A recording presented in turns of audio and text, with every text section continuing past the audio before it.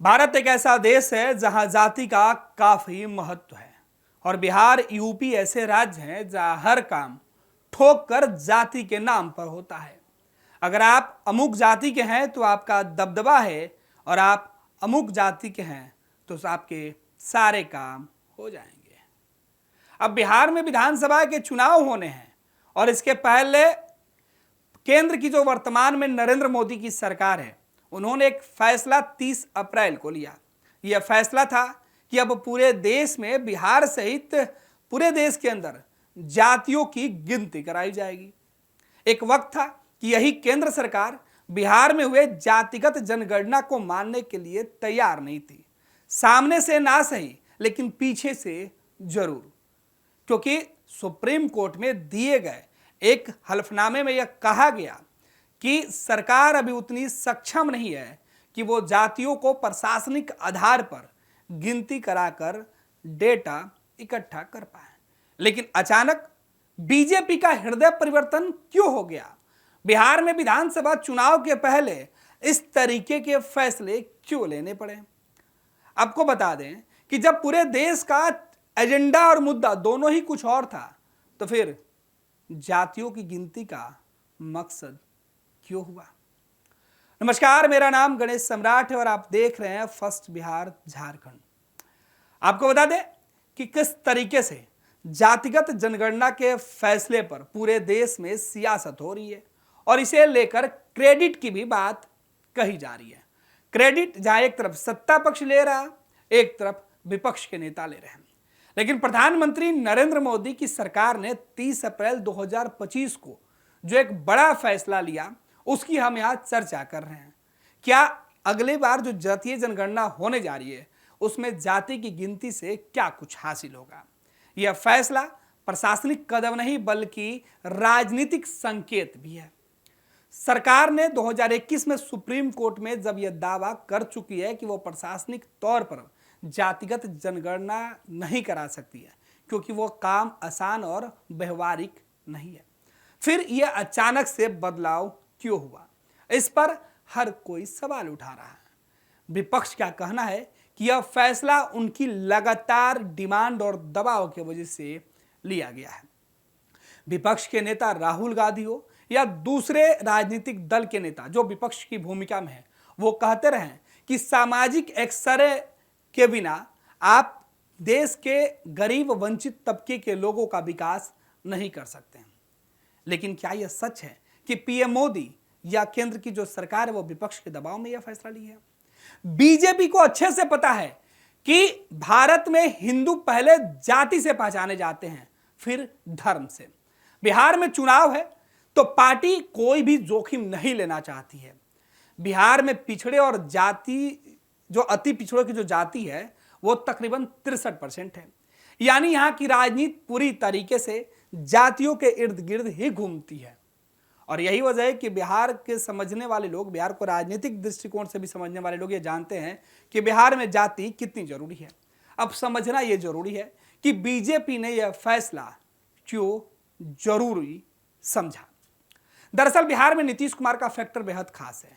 नीतीश कुमार जातिगत जनगणना के बड़े समर्थक हैं।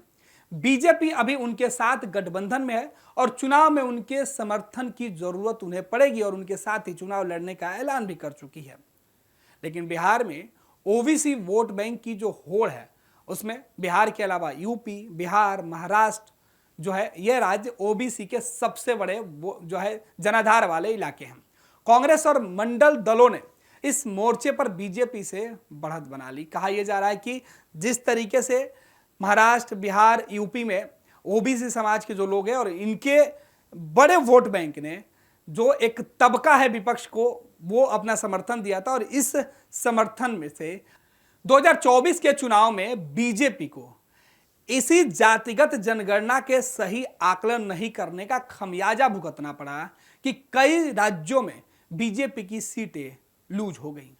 आपको बता दें कि अब बीजेपी उत्तर प्रदेश में समाजवादी पार्टी से जहां पिछड़ गई, बिहार में जहां पिछड़ गई, वहां उसे अब इस बात की चिंता होने लगी।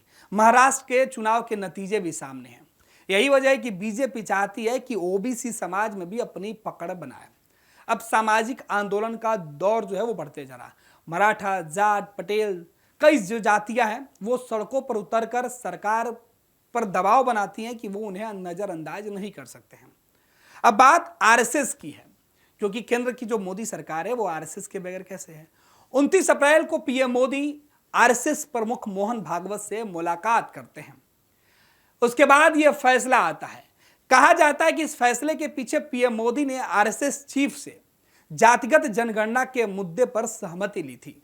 तभी तो अब आरएसएस को भी लगने लगा है कि जाति धर्म को एक करके वो आगे बढ़ सकते हैं। आरएसएस का मानना है कि जातियों में बटे हिंदुओं को एक साथ लाया जा सकता है।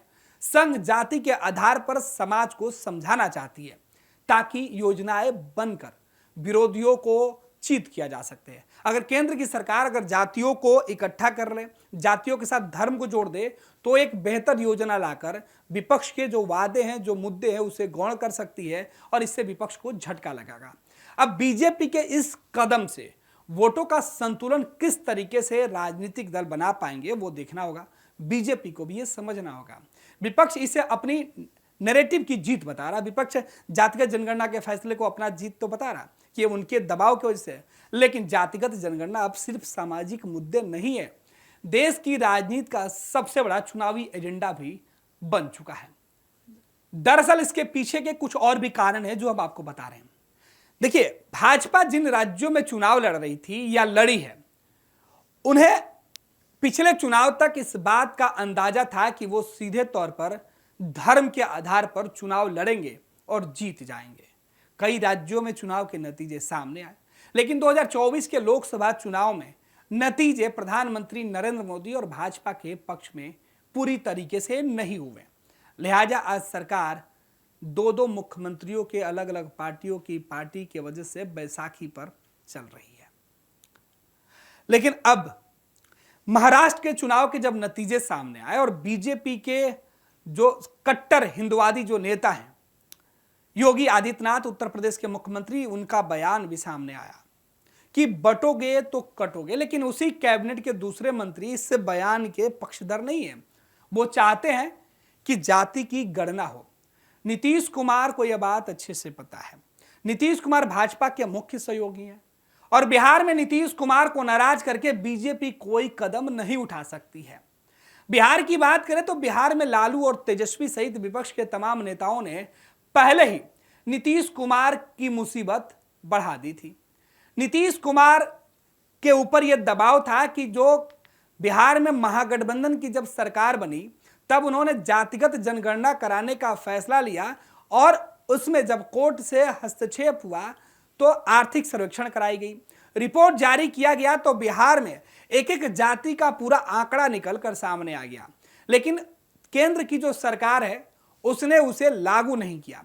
अब विपक्ष लगातार नीतीश कुमार के ऊपर दबाव डालकर यह कहती है कि सरकार उसे 9वीं अनुसूची में क्यों नहीं शामिल कर रहा है। यही वजह है कि जब केंद्र सरकार ने यह फैसला किया कि अब पूरे देश में जातिगत जनगणना कराई जाएगी, तो इस फैसले का हर राजनीतिक दल ने जोरदार स्वागत किया। तो विपक्ष के नेता इसे अपना दबाव और अपनी रणनीति का हिस्सा मान रहे थे। यही वजह है कि जश्न सत्ता और विपक्ष के नेता एक साथ मना रहे थे। एक साथ दिवाली मनाई गई और एक साथ होली भी खेली गई, क्योंकि मुद्दा देश के नौजवानों को, देश के रहने वाले जो देश के अंदर लोग हैं, उनके जातियों का गिनती का था। विपक्ष के नेता कहते रहे कि जब देश के अंदर पेड़ पौधे जानवर गिने जा सकते हैं तो इंसानों में उनकी जाति क्यों नहीं।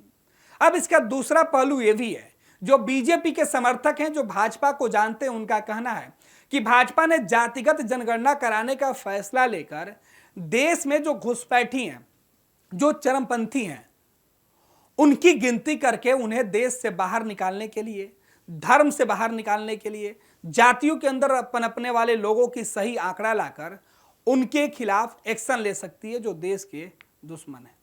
तो भाजपा के लोगों का मानना है कि अब बीजेपी के लिए वो काम जो एनआरसी लागू होने के बाद या उसका विरोध होने के बाद जो नहीं हो पाया, वो जातिगत जनगणना कराकर हो जाएगा।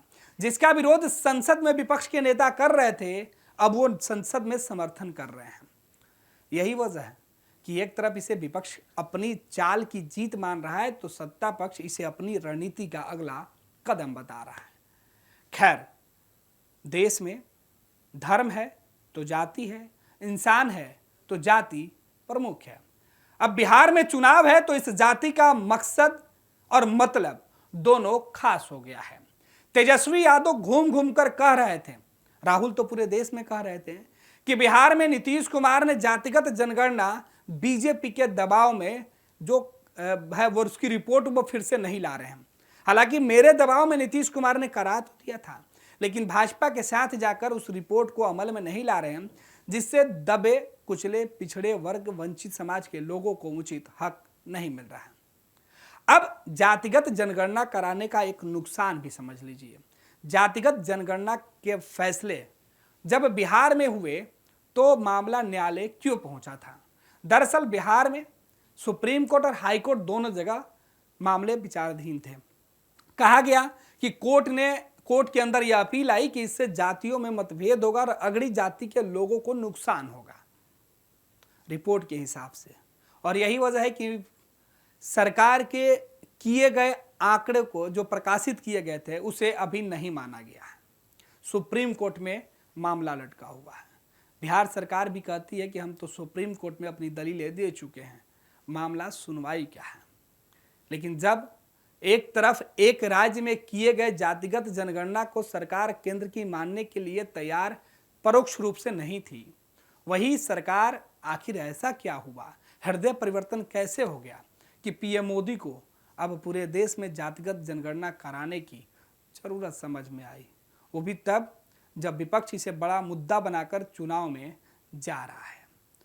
या तो बीजेपी की यह रणनीति है कि बिहार जैसे प्रदेश में अगर सत्ता में वापस आना है तो जातियों के आधार पर क्रेडिट लेने वाले बड़े वोट बैंक को अलग अलग खेमे में बांटने से अच्छा है कि उनकी सहानुभूति ली जाए। अगड़ी जातियों के साथ साथ पिछड़ी जातियों को भी वोटों के आधार पर गोलबंद किया जाए। हालांकि इस फैसले का नुकसान और फायदा चुनाव में किसे होगा वो देखना दिलचस्प होगा, क्योंकि 2025 के बिहार विधानसभा चुनाव में अभी कुछ महीने बाकी हैं। ये वीडियो आपको कैसा लगा, अपना सुझाव हमें ज़रूर दें।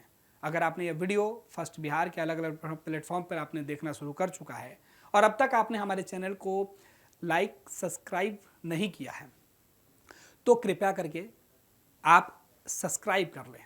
आपके एक सब्सक्राइब से हमारी पूरी टीम। पैनोरमा ग्रुप, जो सोचता है वो करता है, आपके अपने सपनों का आशियाना। ये लो, मुंह मीठा करो। आज मैंने अपना जॉब छोड़ दिया, अब हम पूर्णिया वापस जाएंगे। जॉब छोड़ दिया है? मतलब ये घर कैसे चलेगा? हम करेंगे क्या? और माँ बाबूजी क्या बोलेंगे? इसलिए मैं एक और मिठाई का डब्बा लाया। अपने बिजनेस के लिए लोन अप्रूव हो गया। अरे लोन अप्रूव हो गया वो तो ठीक है, लेकिन पूर्णिया में हम रहेंगे कहाँ? अपना घर भी तो नहीं है वहाँ। इसलिए तो एक और मिठाई का डब्बा अलग से लाया हूँ। हमने पूर्णिया में घर ले लिया है, पूर्णिया के ई होम्स पैनोरमा में। पूर्णिया में पैनोरमा ग्रुप लेकर आए हैं ई होम्स पैनोरमा। बड़ा घर, आलीशान जिंदगी और अत्याधुनिक सुविधाओं के संग। अरे अब क्यों मुंह मीठा करवा रही हो? क्योंकि हम घर वापसी जो कर रहे हैं। घर वापसी की खुशी पूर्णिया में ई होम्स पैनोरमा के संग। ई Homes Panorama, luxurious lifestyle redefined.